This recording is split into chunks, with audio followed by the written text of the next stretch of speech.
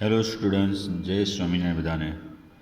સહજાન વિદ્યાલય તરફથી ચાલતા online video લેક્ચરમાં આપણે ધોરણ 12નું ચેપ્ટર 12નો અભ્યાસ કરીએ છીએ.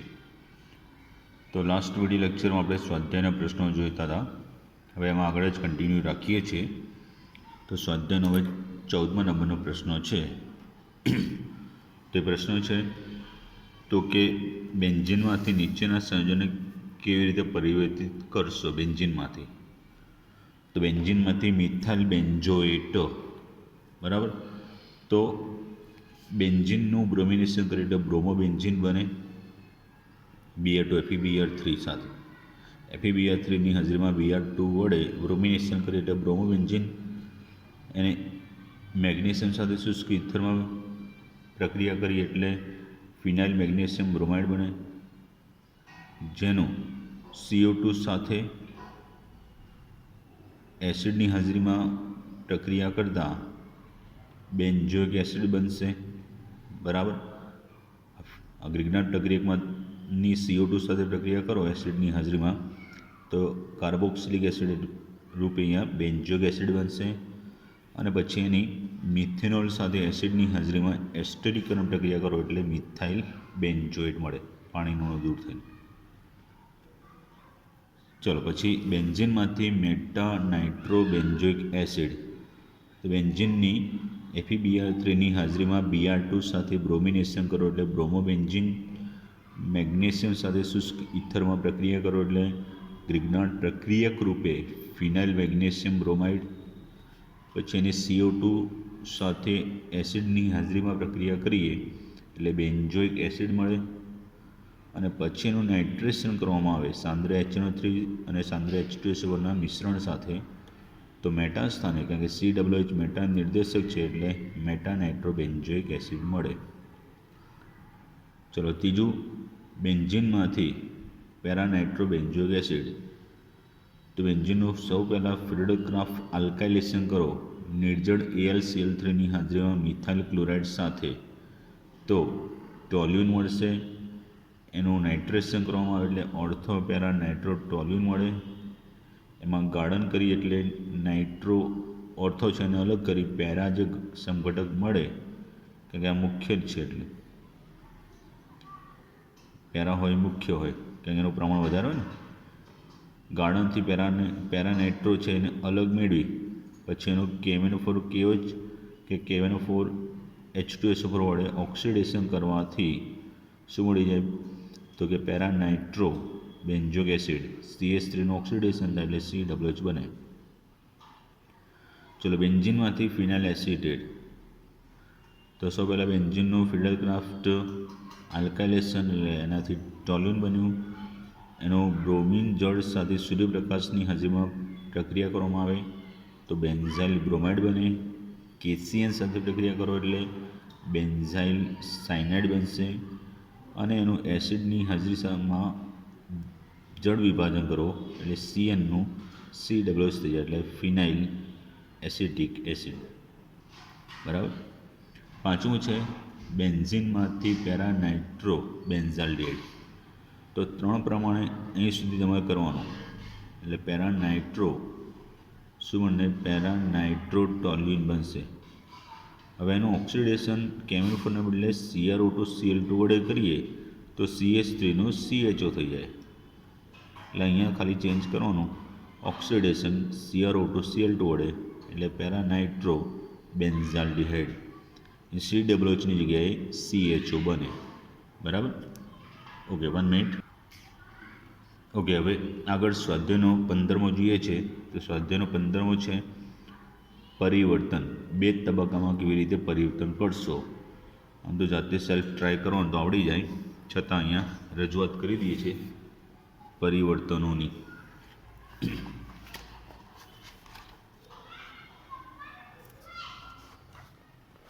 ચલો પહેલું જે છે તો પહેલું પરિવર્તન રૂપે ધ્યાન આપતા રહેજો. અહીંયા શામાંથી પ્રોપેનોનમાંથી પ્રોપીન. તો પ્રોપેનોનનું રિડક્શન કરો એટલે COનું CHOH એટલે પ્રોપેન 2-ઓલ બને, બરાબર. પછી એનું બીટા વિલોપન સાંદ્ર H2SO4ની હાજરીમાં 443 કેલ્વિન તાપમાને પ્રક્રિયા કરો 11મા ચેપ્ટરની આલ્કોહોલની નિર્જલીકરણ પ્રક્રિયા એ પ્રોપિન બની ગયું. બરાબર. ચલો, બેન્ઝોઇક એસિડમાંથી બેન્ઝાલ્ડિહાઇડ. તો બેન્ઝોઇક એસિડની SOCl2 સાથે પ્રક્રિયા કરો એટલે શું બની? Benzoyl chloride. અને આપણે પછી બેન્ઝાલ્ડિનની બનાવટમાં હતી જ રોઝનમુન્ડ રિડક્શન. પેલેડિયમ BaSO4 ઉદ્દીપકની હાજરીમાં H2 વડે રિડક્શન કરીએ એટલે બેન્ઝાલ્ડિહાઇડ મળી જાય. એટલે આ માટે તમારે બધી પ્રક્રિયાનું નોલેજ હોવું જોઈએ. ઓકે, ચલો. પછી ઇથેનોલમાંથી 3-હાઇડ્રોક્સીબ્યુટેનોલ. તો ઇથેનોલ છે એનું કોપરની હાજરીમાં 573 કેલ્વિન તાપમાને વિહાઇડ્રોજનીકરણ કરીએ. બરાબર. તો શું બને? ઇથેનોલ. તો આ ચેપ્ટરમાં પણ આવે છે અને 11મા ચેપ્ટરમાં પણ છે. હવે એનું 2 મોલ લઈને મંદ NaOH સાથે આલ્ડોલ સંગ્રહ કરીએ એટલે શું બની જાય? 3-હાઇડ્રોક્સીબ્યુટેનોલ. ચલો, બેન્ઝીનમાંથી મેટા નાઇટ્રોએસિટોફિનોન. તો બેન્ઝીનની CH3COCl સાથે નિર્જળ AlCl3ની હાજરીમાં ફિડલ-ક્રાફ્ટ એસાઇલેશન કરીએ એટલે એસિટોફિનોન બને. અને એનું નાઇટ્રેશન કરો એટલે COCl3 મેટા નિર્દેશક હોવાથી મેટા સ્થાનમાં નાઇટ્રોજન એટલે મેટા નાઇટ્રો એસિટોફિનોન. ચલો, બેન્ઝાલ્ડિહાઇડમાંથી બેન્ઝોફિનોન. બરાબર. તો બેન્ઝાલ્ડિહાઇડમાંથી બેન્ઝાલ્ડિહાઇડ છે એનું ઓક્સિડેશન કરીએ એટલે બેન્ઝોઇક એસિડ મળે. અને કેલ્શિયમ હાઇડ્રોક્સાઇડ છે એના કેલ્શિયમ ક્ષાર સાથેનું શુષ્ક નિશ્ચિદન કરતાં બેન્ઝોફિનોન બને છે. પણ આના 2 મોલ લેવા પડે. બરાબર. ચલો, પછી બ્રોમોબેન્ઝીનમાંથી 1-ફિનાઇલ ઇથેનોન. 1 મિનિટ. શામાંથી? તો કે બ્રોમોબેન્ઝીનમાંથી 1-ફિનાઇલ ઇથેનોલ. બ્રોમોબેન્ઝીનની ગ્રિગ્નાર્ડ પ્રક્રિયક કરીએ શુષ્ક ઇથરમાં Mg સાથે. તો પહેલાંનો ગ્રિગ્નાર્ડ પ્રક્રિયક ફિનાઇલ મેગ્નેશિયમ બ્રોમાઇડ મળે, જેની ઇથેનોલ સાથે ગ્રિગ્નાર્ડ પ્રક્રિયા કરતાં એક અસ્થાયી નિપજ બનશે. પછી પાણી સાથે જળ વિભાજન કરીએ એટલે શું બની જાય? 1-ફિનાઇલ ઇથેનોલ. બરાબર. આ રીતે આગળનું પરિવર્તન રૂપે જોઈએ. 1 મિનિટ.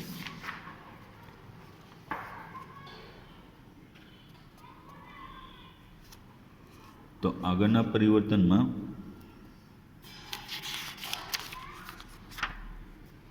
તો બેન્ઝાલ્ડિહાઇડમાંથી 3-ફિનાઇલ પ્રોપેન-1-ઓલ.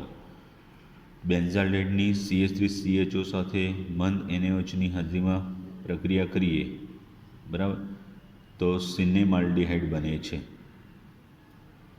બેન્ઝાલ્ડિહાઇડની CH3CHO સાથે મંદ NaOHની હાજરીમાં પ્રક્રિયા કરીએ એટલે સિનેમાલ્ડિહાઇડ બને. બરાબર. ક્રોસ આલ્ડોલ કરો ને એટલે. હવે એનું રિડક્શન કરો એટલે શું બની જાય?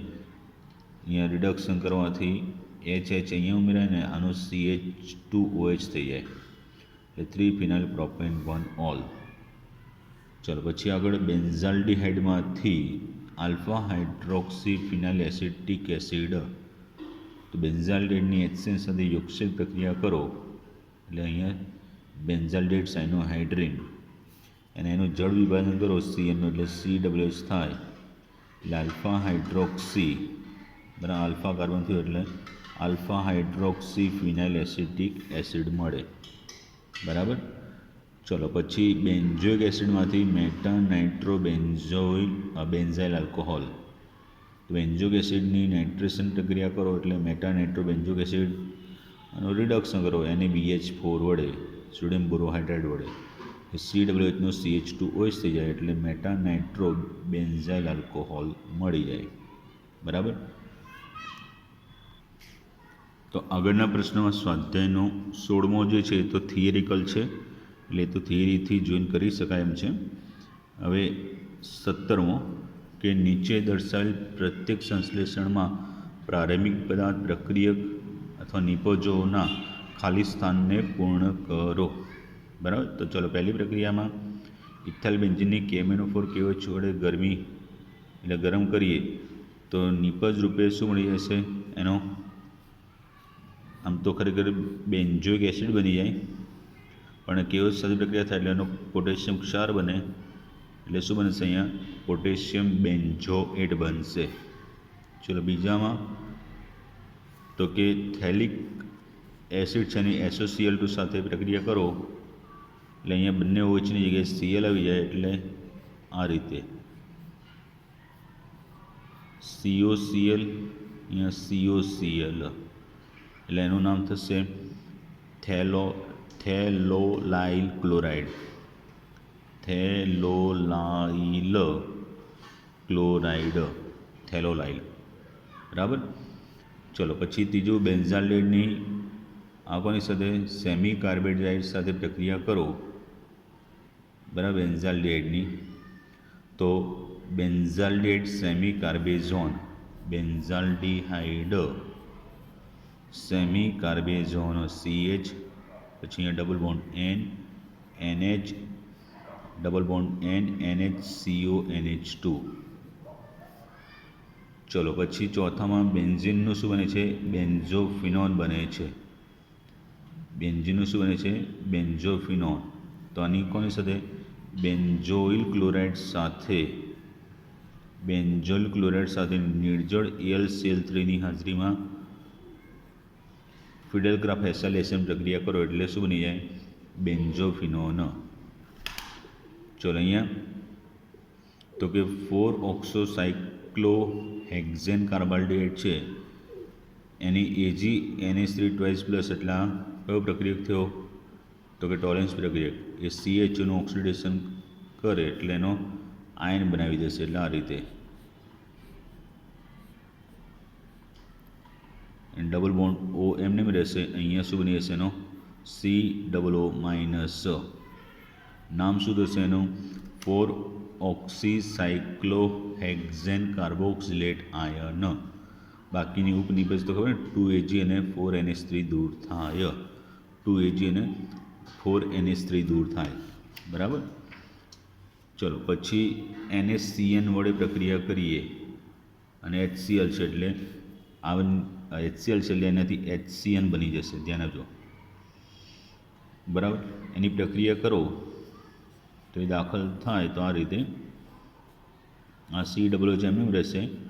આની આલ્ડિહાઇડ સાથે પ્રક્રિયા થઈ CH, અહીંયા CN, O સાથે જોડાયેલ OH, એટલે એનું નામ થશે 2-1-હાઇડ્રોક્સી 2, આ 2 નંબર 2-1-હાઇડ્રોક્સી સાયનોમિથાઇલ કૌંસ પૂરો કરી બેન્ઝોઇક એસિડ. 2-1-હાઇડ્રોક્સી સાયનોમિથાઇલ કૌંસ પૂરો કરી બેન્ઝોઇક એસિડ. ચલો બેન્ઝાલ્ડેટ અને પ્રોપેનોલ સાથે NaOHની હાજરીમાં પ્રક્રિયા કરીએ તો અહીંયા ક્લેઇસન સ્કીમડ પ્રક્રિયા થશે, એટલે નિપજ રૂપે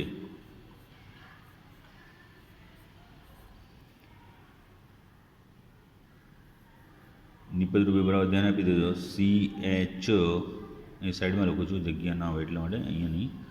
CH double bond C CH3 CHO, નામ થશે 2-મિથાઇલ 3-ફિનાઇલ પ્રોપ 2 પ્રોપેનાલ, CHO છે ને, 2-મિથાઇલ 3-ફિનાઇલ પ્રોપેનાલ. ક્લેઇસન સ્કીમડ પ્રક્રિયા થઈ, બરાબર. એને બીજું ઓલું પણ કહી શકો છો, કઈ પ્રક્રિયાને ક્રોસ આલ્ડોલ પણ કહી શકો છો. ચલો પછી તો કે CH3CO CH2 COO2H5 NaBH4 અને H+ ને રિડક્શન પ્રક્રિયા થાય, બરાબર. એટલે એનું નામ ઇથાઇલ ઓક્સોબ્યુટેનોઇટ. તો એમાં કોનું રિડક્શન થશે, કીટોન રિડક્શન થશે, એસ્ટરનું નહીં થાય NaBH4 વડે, એટલે આ રીતે બનશે CH3 CHOH CH2 COO CH3, બરાબર. એનું નામ થશે ઇથાઇલ 3-હાઇડ્રોક્સી બ્યુટેન 1 બરાબર. સાંભળજો, C2H5 છે, સોરી, C2H5 શું છે? C2H5 એટલે આ ઇથાઇલ, પછી અહીંયા આ કેટલા નંબર પર આવ્યું? ત્રીજા પર આવ્યું, એટલે 3 હાઇડ્રોક્સી 1 બ્યુટેનોઇટ. ચલો આનો CrO3 વડે પ્રક્રિયા કરીએ એટલે શું બની જાય? ઓક્સિડેશનથી 2 ડિગ્રી છે એટલે કીટોન બની જાય, એટલે સાયક્લોહેક્ઝેનોન. ચલો પછી 10માની અંદર આની અંદરથી આલ્ડીહાઇડ બનાવવો છે, બરાબર? તો કઈ પ્રક્રિયા કરવી પડે આલ્ડીહાઇડ બનાવવા માટે? તો કે પહેલાં 1/ડાયબોરેન વડે પ્રક્રિયા કરો, બરાબર? એટલે શું બનશે? ડાયબોરેન વડે પ્રક્રિયા કરતાં સાયક્લોહેક્સાઇલ ટ્રાયબોરાઇડ. પછી બીજી એની કઈ પ્રક્રિયા કરવાની? H2O2 અને NaOH સાથે. 11મું ચેપ્ટર છે એમાં, યાદ આવે તો, આલ્કોહોલની બનાવવાળી. એટલે બેન્ઝાઇલ આલ્કોહોલ બનશે, અને બેન્ઝાઇલ આલ્કોહોલની પછી PCC વડે ઓક્સિડેશન પ્રક્રિયા કરવાથી અહીંયા સાયક્લોહેક્સાઇલ કાર્બાલ્ડિહાઇડ મળશે, બરાબર? તો અહીંયા કોના ઓઝોનીકરણથી સાયક્લોહેક્ઝેનન બને? તો એના પછી 2 મોલ છે એટલે આ રીતે થશે.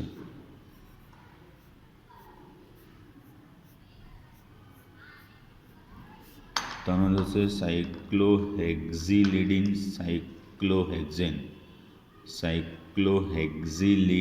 સાયક્લોહેક્ઝેન. એની ઓઝોનીકરણ પ્રક્રિયાથી 2 મોલ સાયક્લોહેક્ઝેન બનશે, બરાબર? ચાલો હવે સ્વાધ્યાયનો આગળનો જે છે તો 18મો, નીચે દર્શાવેલ પ્રત્યેક માટે સત્યતાભાસવાળું એટલે કે બુદ્ધિગમ્ય સ્પષ્ટીકરણ કરો.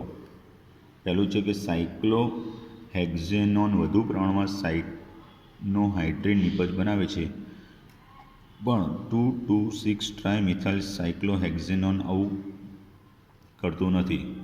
તો આ સાયક્લોહેક્ઝેનોન છે અને 2,4,6 ટ્રાયમિથાઇલ સાયક્લોહેક્ઝેનોન. તો એના કરતાં આમાં 3 મિથાઇલ સમૂહો એ પ્રક્રિયક HCNને કાર્બોનિલ કાર્બન પર પહોંચવા અવકાશી અવરોધ ઉત્પન્ન કરે છે. એટલે એ અવકાશી અવરોધને કારણે એની પ્રક્રિયા થશે નહીં, બરાબર? ચાલો પછી સેકન્ડ,